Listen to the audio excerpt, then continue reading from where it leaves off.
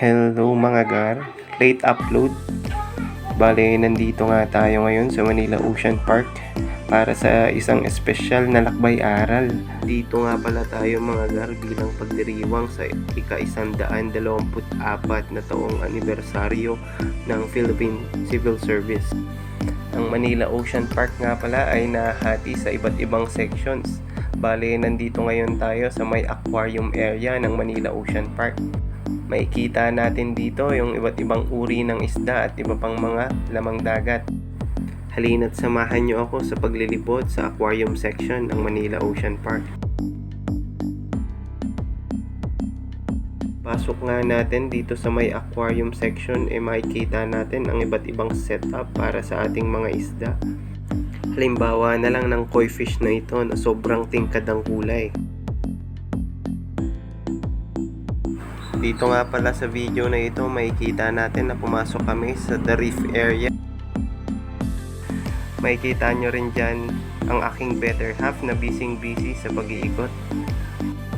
Bale, dito nga sa setup na ito, para siyang isang mangrove inspired na ecosystem. Tuwang-tuwang ang pinapanood yan ng aking better half.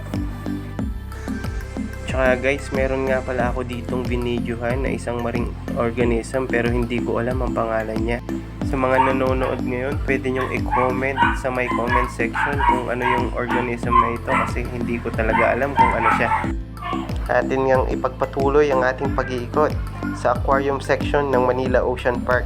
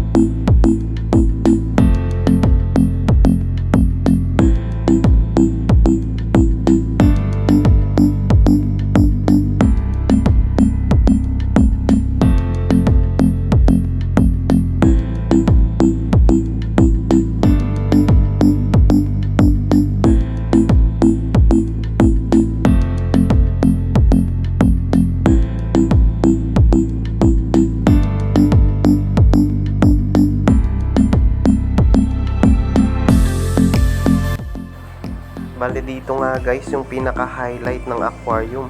Meron ditong isang tunnel na pwedeng daanan at pagpicturean ng mga bumibisita.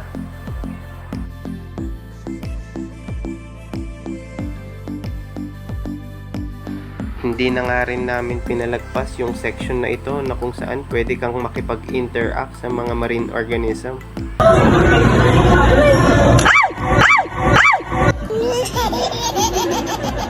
Tagita doktor kasi nagigit ako na diingon mo. Ting-ting-tingan na.